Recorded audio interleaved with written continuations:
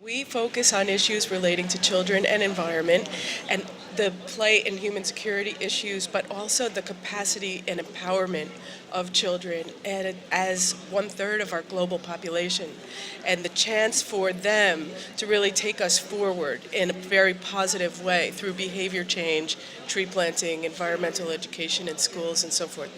Right, so you're trying to incorporate them far more into the debate. It's their future, as we've heard often here at COP17. It's their future we're talking about, so they need to be incorporated more in the process, the decision making, the implementation. Exactly. Decision making and implementation, especially at community level.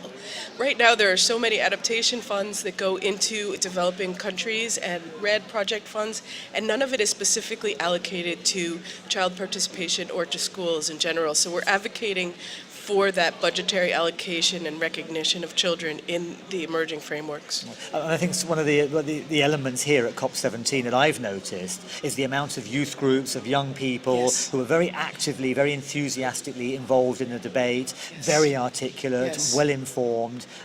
Is this something, obviously you've noticed that as well, is this something you're trying to increase at a community level? Yes, our expansion model is youth-led, working with children. And so we're having an amazing experience with young people starting Earthchild Institute or their own NGOs in developing countries, working with children, empowering children, working with the schools, training the teachers. And so it's creating economic opportunity for the youth to start their own business or NGO, and also then engaging with the children toward behavior change. It's a really strong model. We have leaders now in Nepal, in Ghana, in Kenya, all youth.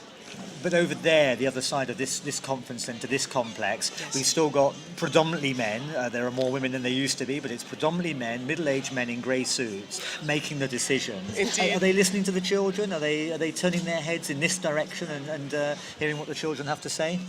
Not enough, in my opinion. Quite honestly, I think that the frameworks this year, the social criteria of RED are being considered. So if we could get a school budgetary consideration into those social criteria, that would be a huge benefit for children. And the same with Article 6 of the Convention, which is taking inputs now until February. And we are still working to bring children into that text so that budgetary allocation can be made for the schools and bring the education ministries into the education for climate change and sustainable development. Right. And you find that children in general around the world, they respond to the issue of climate change. They're interested, they want to get involved. They respond really well, and especially if it's presented without fear. We're teaching them skills for adaptation. We call it life skills based, so that they have critical thinking skills and that they can really change, and they know about the soils, they know what to plant, they plant trees at their schools, they have access to water and sanitation. So part of what Earthchild Institute did here this week is to release a report that shows the economic viability as well of the children's participation. Okay, that's lovely. Thank you very much. Thank you so much. Okay, so you're fine. Is there anything else you wanted to? Well, if you think that we should say about the millions of tons of carbon that can be saved, otherwise we're fine. Yeah, that's with the tree planting. Yeah, and, with the tree planting. Yeah, okay, well, Yeah. Donna, tell me a little bit about. Okay, sorry. Yeah.